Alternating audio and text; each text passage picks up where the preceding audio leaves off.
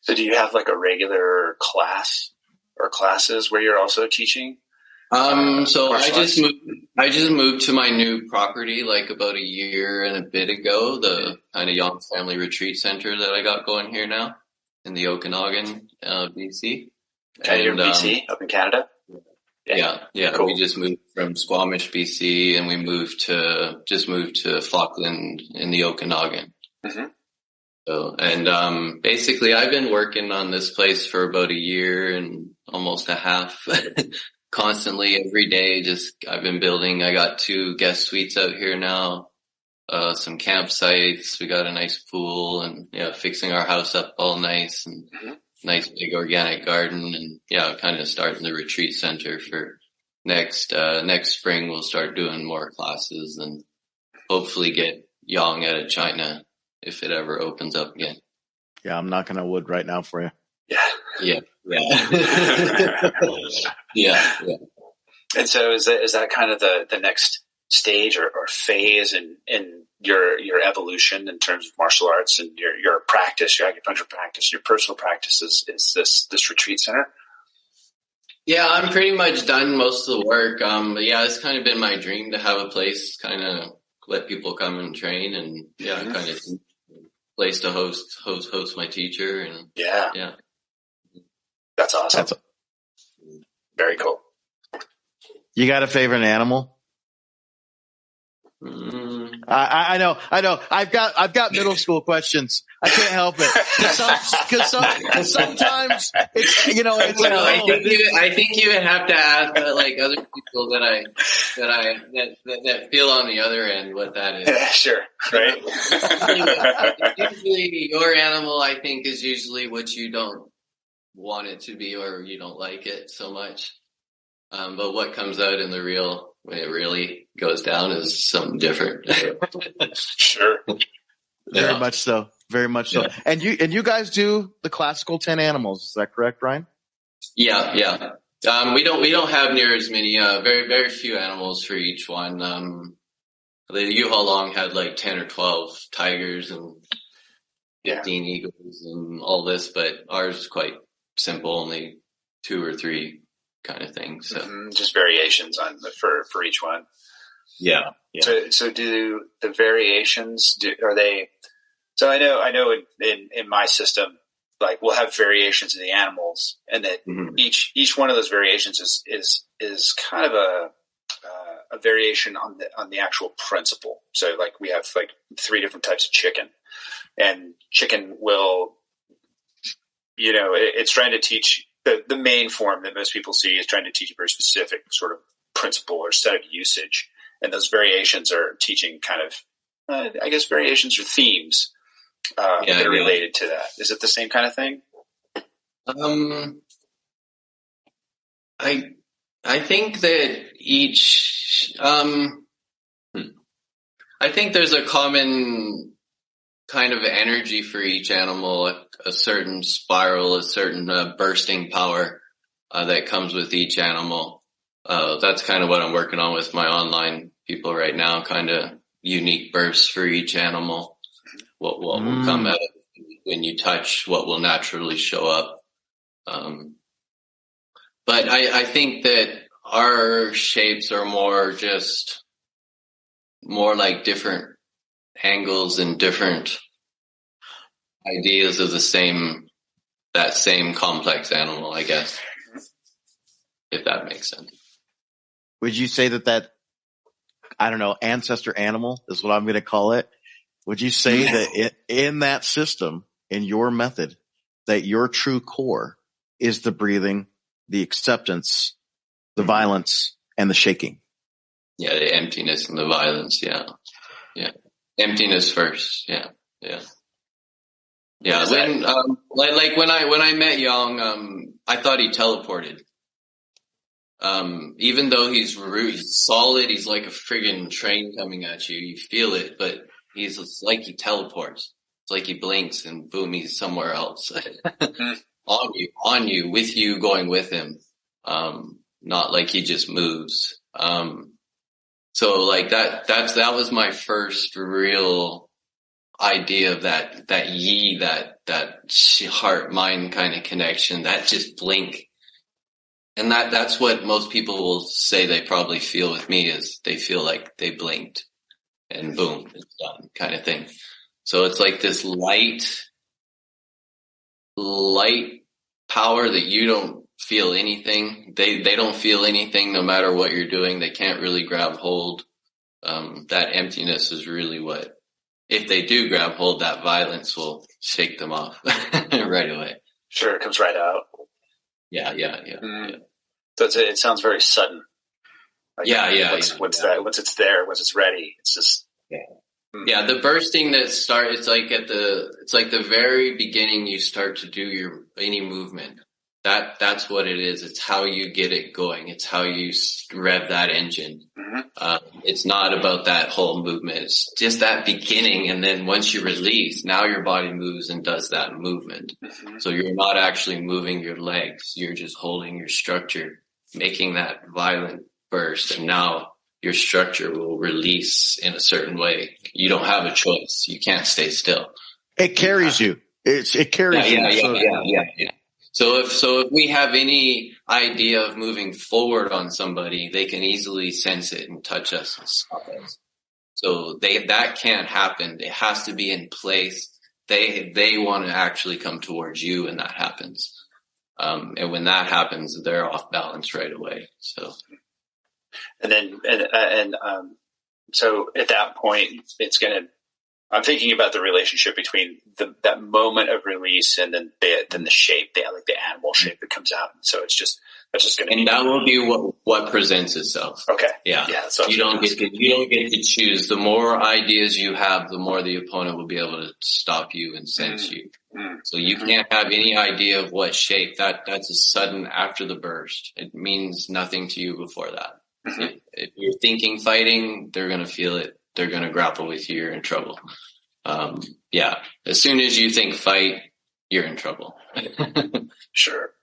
Or block. To fight or defend, you're in trouble. Yeah, you can't do any of that. You're going to get caught. How hard is it to train somebody to? That is an arc to overcome in the mind. How hard is that? I mean, I have a student, Mika, started an online student. He trained he's very good at Baji. Okay, sure. He's trained with me online for 2 years, and he just came out for almost 10 days for my training thing. Can I ask, is he one of Liu Bao Chen's students? Yeah. So he came out, and I mean, overnight his skills went through the roof. And now he's back training with the Baji guys, toss them around. So yeah. It's, a new people, I would say you really gotta be, willing to put in your own work. This is, for me, if you're not willing to put everything you do outside of training in that grid, say grabbing the cup, sitting here, my feet are attached to the ground right now.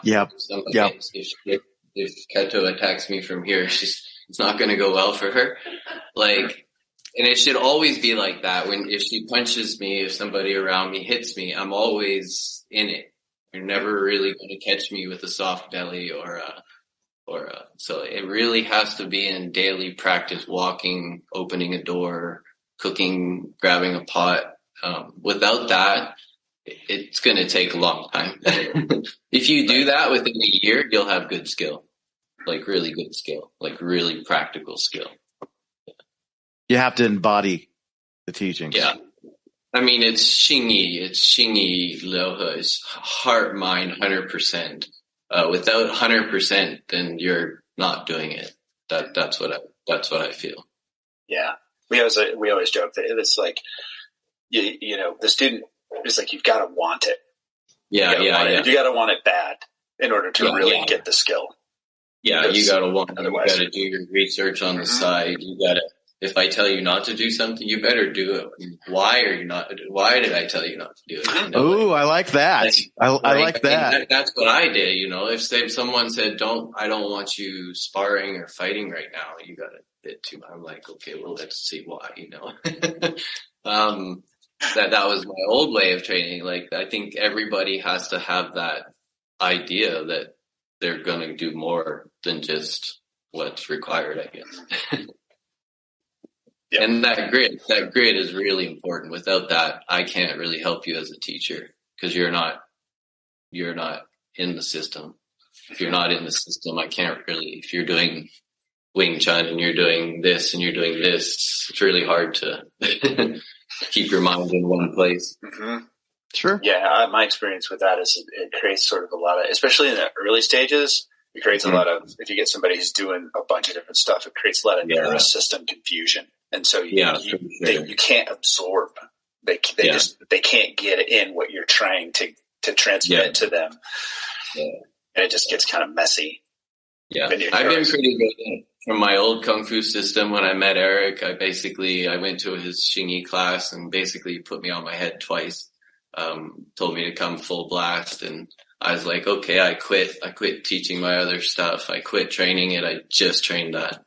And then when I met Yang, basically instantly I'm like, whoa, like the other stuff's gotta go. And I told Yang right away, I was like, this is all I'm doing. So. Right. Yep. Yeah. But that's hard for people, like learning and not knowing what system is theirs. It's a lot of people come from different systems and training multiple stuff. So that's just, I think you have to, over time, you either have to pick. Mm-hmm. Yeah. And even within my system, because we do primarily XinYi and Bagua, I run into that same thing.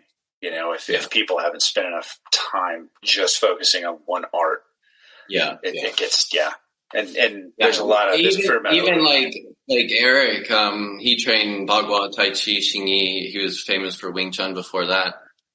Everything he did was the same. And same with Yang. Like, Yang can look like he does Bagua, but it's just XinYi. Like, and same with me. If I do my old Chen style Tai Chi, it's bursting now. It's not like old, old ways I do it. You don't just go back. Like, there's only one way to do it, I guess. Mm-hmm. Yeah. Yep. It's so a part of your embodiment, your nervous system, that even if you do try to vary the form into another it would hurt system, me probably to do it a different way, right? Like, when you become different, you're like, Sure. Yeah. Sure. Yeah. But I don't practice any of that stuff anymore. I put a lot of time in Bagua, a lot of time into Chen style Tai Chi, but I just don't really understand it at all anymore. So, do you think that any of those other practices sort of inform your current practice in any way? Meaning, I don't know whether it's like Shinfa or you can think about something, or maybe when you look at some other practices like that, and you can say, I don't know. Yeah, I don't know. I really did let it all go. Mm-hmm. Yeah, that's fine. Yeah, I mean, and the Yang XinYi body is quite different and all consuming. It limits you from your movement, right away. So it's more like you start a tight structure and over time it loosens and grows, not necessarily just creating a structure and trying to tighten it up. It's kind of backwards or the other way. Mm-hmm. That's cool. I like that. That's cool.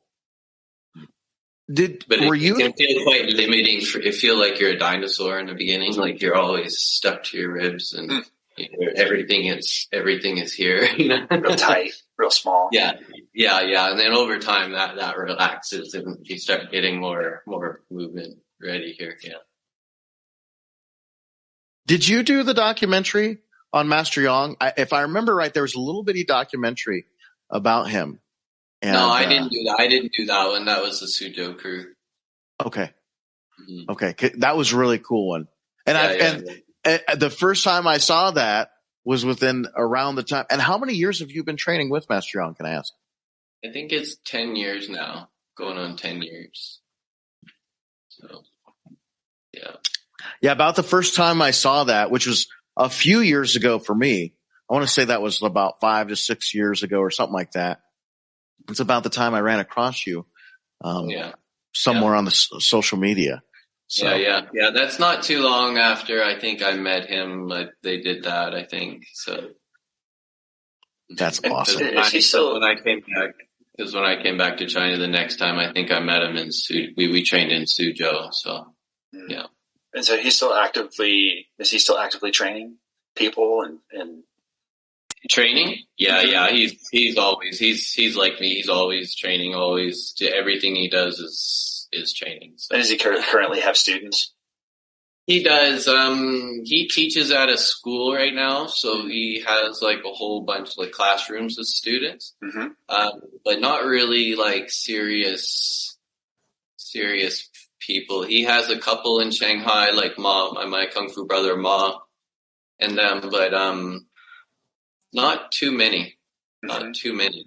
Sure. When I came out, when I came back to China the second time, he had basically told all his old students that Yang XinYi was moving to Canada. And they all came out of the woodworks to come and see what they could. They wanted to see what I was about. They thought they were all going to fight me. And sure. He's like, these guys don't really follow me or train. He's like, you want to fight? I'm like, let's go for it. So basically, like only a couple even tried, but it was the most were scared, but yeah. Well, that goes on to maybe another question. One, how old is Master? If you don't mind. He's 76. Awesome. And then two, he didn't even start teaching until in his 50s. He basically turned everybody away after his father died. He kind of went into hardcore training, went around and trained with all his father's kind of equals around, all his father's kind of XinYi brothers and stuff, and really kind of got to working on Yang XinYi and basically kept to himself. People would hunt him out and he would say, oh no, exercise more, get stronger, come back next year. So he didn't actually start teaching until in his, early 50s or so.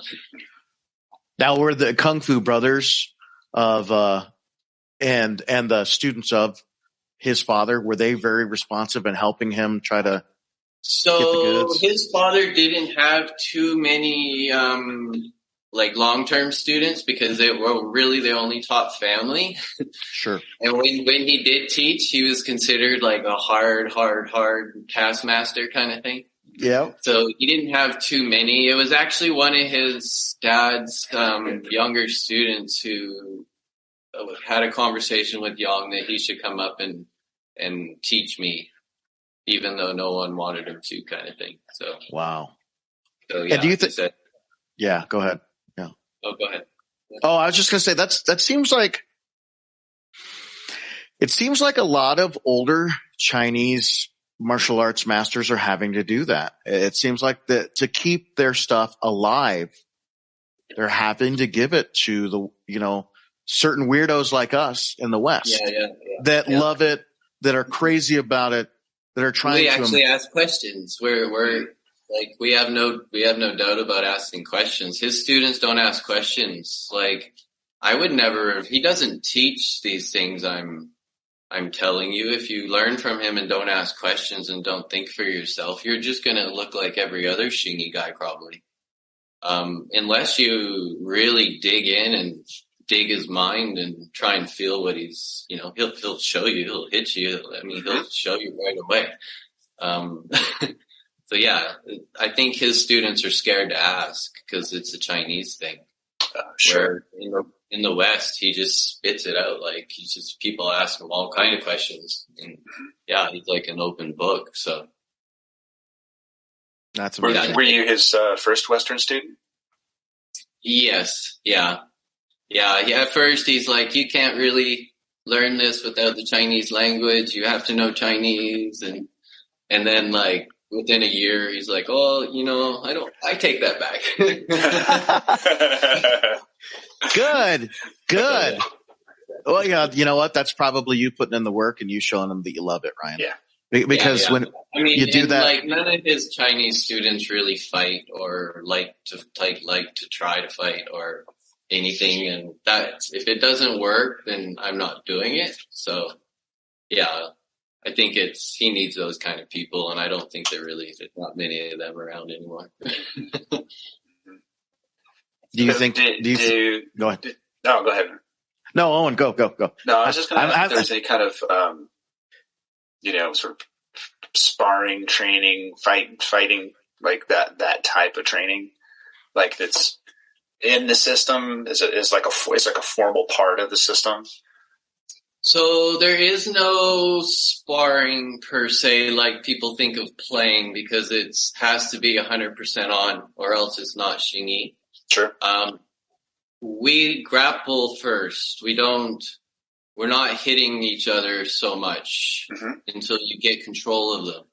So the hits are quite light and easy, and you're not moving to do it. They're already there. You give it on the way kind of thing. Mm-hmm.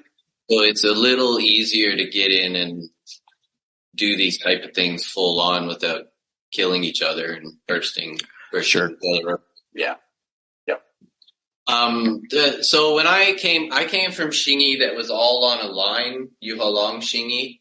And when I first met Yang, every time I touched him, I just get tossed out onto my head. Like every time, just like shot out. And he basically said until, even though he let me try and attack him with everything under the sun, he said, until you learn my grid or how Yang XinYi is, you won't be able to touch me. And sure enough, a year later, as I come back, like I come in and now I'm squared up to him. Now I can feel what he's doing. So it did take a while of training to even be able to understand what he was doing. Mm-hmm. Other than it was a burst and I was over there kind of thing. Sure. So yeah, so it does take a bit of time to get the body before you can actually feel what the other person is even doing. Mm-hmm. So. I was literally going to ask him the same question, so I'm good. I'm good. We're on the same wavelength. But we start with one attack. You start with punches, just to be able to get in and grapple, be able to close that space, and then go from there. Kind of free it up and let them attack with whatever. It's the same enter, so it doesn't matter. Makes no difference what they throw, when they throw it, what side they're on, what side you're on. It's the same enter every time. So it's very easy to apply across the board, no matter what they do, when they do it, how they do it. So weird question. So you've definitely changed my view on how a practice and internal medicine can be together. But how has it changed your view on combat as a whole? Very completely 180% not what I thought it was. All about accepting there can be no fight. I used to be a scrapper. I'd be my head is in there. I'm ready to go. I want you to hit me. I want to hit you. All my teachers were trying to hold me back, like, calm down, relax. Yang is the only one where I really felt like you can still have that aggressiveness, but everything about you is that accepting. Mm-hmm. So that is way more than like you don't fear the opponent. You don't care what they do. Doesn't matter what they do, how strong they are. It doesn't matter. As long as you got yours, you're good. You're just doing a natural enter. You're protected. You're covered. It's very, very different. It's very non-aggressive, but aggressive at the same time. Feels very aggressive to the opponent, but to you, it's very, very not. It's not fighting at all. You're actually trying to kiss them almost. Get close enough to kiss them lightly. This is what it should feel like. Like a swallow skimming the water. Like you should be able to, so close before you even enter, you should be able to, kiss them. And this is where our head attack comes in. It's not you're not trying to smash your head. It's already there every time you move. Like it's there. Mm-hmm.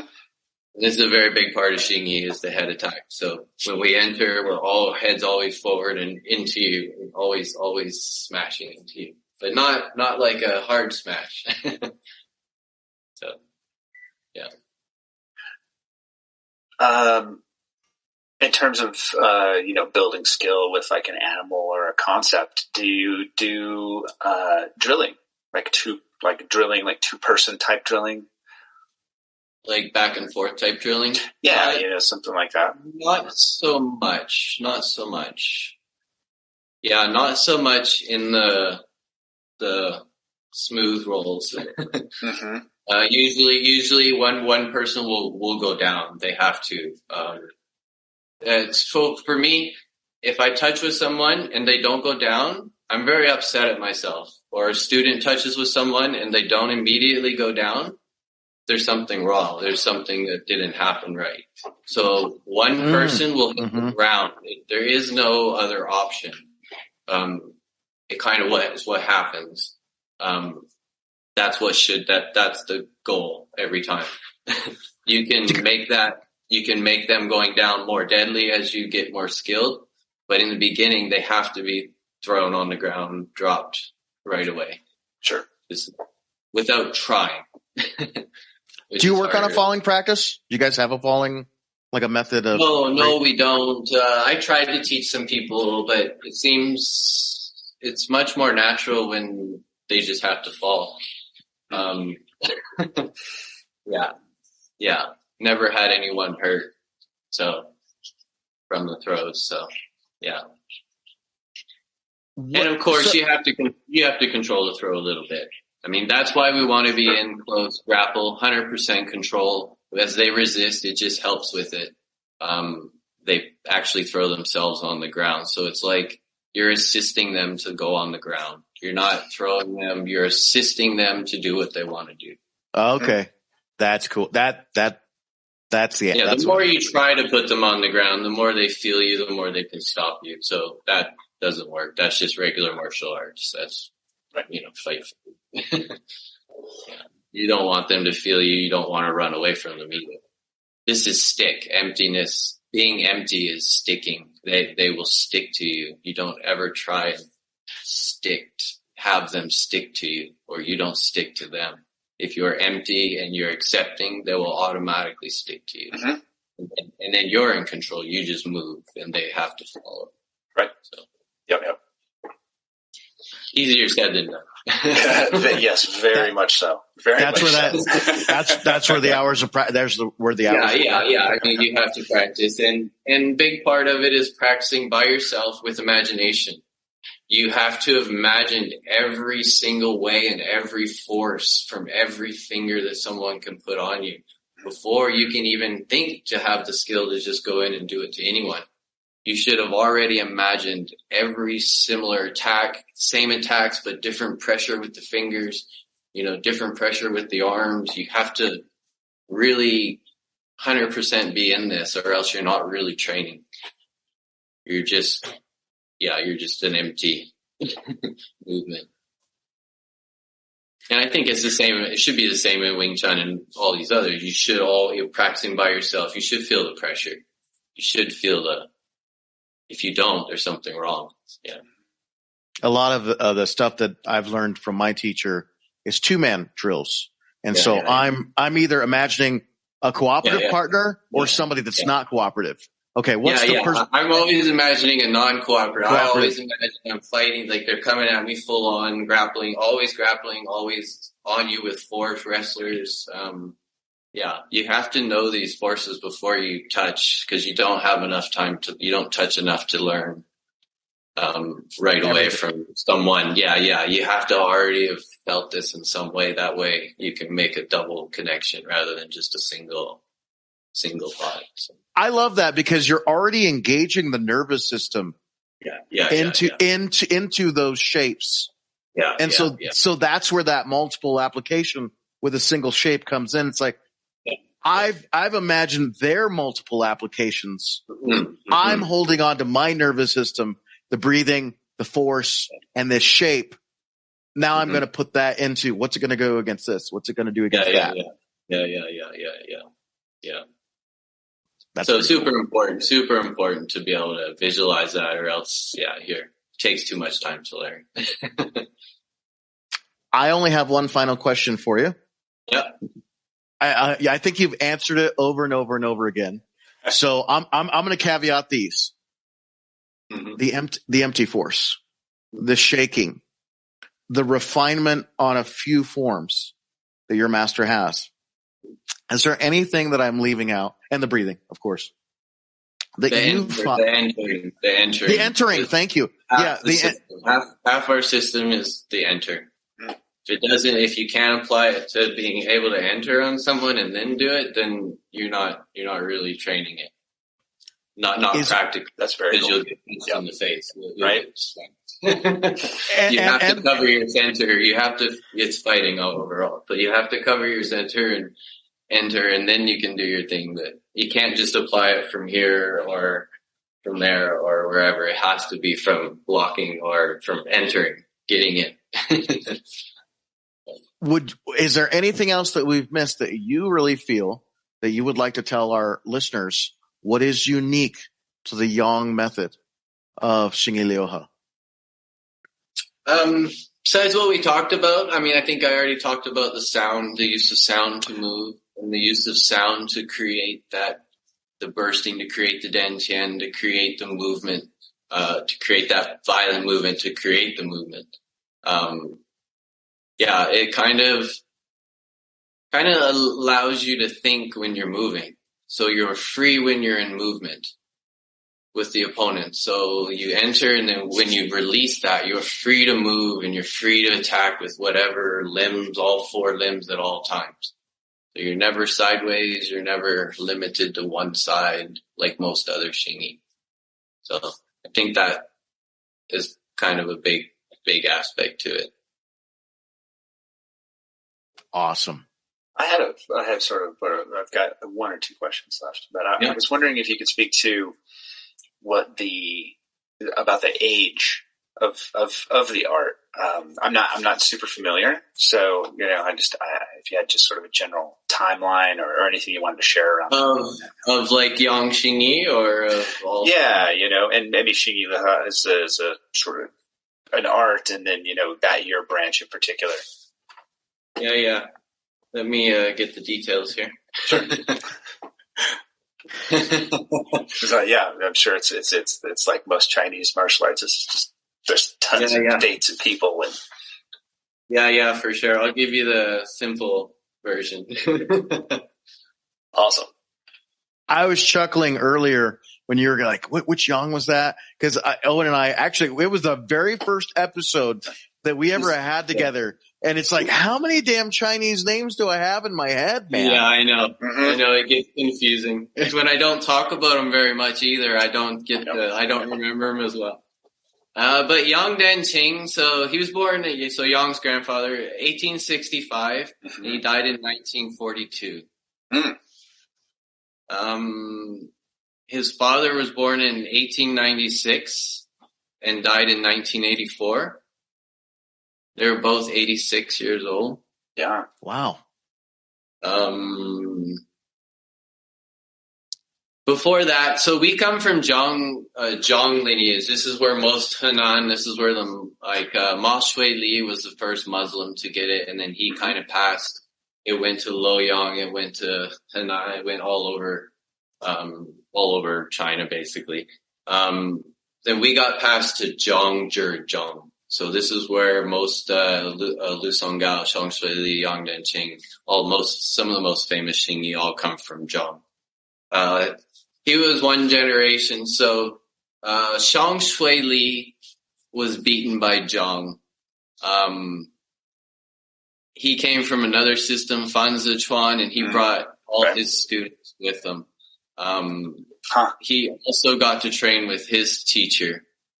So there's a big spread there during this time. They all got to train with the teacher, the grand teacher. Some of the grand students got to train with their great-great-grand teacher. Oh, wow. You just don't hear about that. Wow. During this time, there was this molding of XinYi LiuHe in Henan that really just took off. That's like 1870s, 1880s maybe?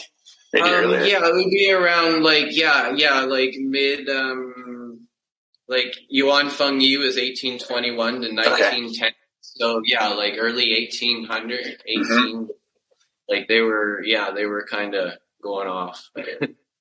Zhang Shui Li, so Yang's father was good friends with Li Haoyuo. He was in the army. He was Zhang Shui Li's very best student. He got to train with Zhang, and he got to train with Zhang's teacher. Yang's father said he was the best out of everyone he ever met. He met Lu Songgao. He met all kind of people. He said Li Haoyuo was the most skilled of them all. He was his senior too at this time. Oh, wow. So yeah, kind of interesting things come from all the different families and stuff. Sure. But yeah, I don't know. There's so Yang Sheng was the other Yang family member. So there was Yang Sheng.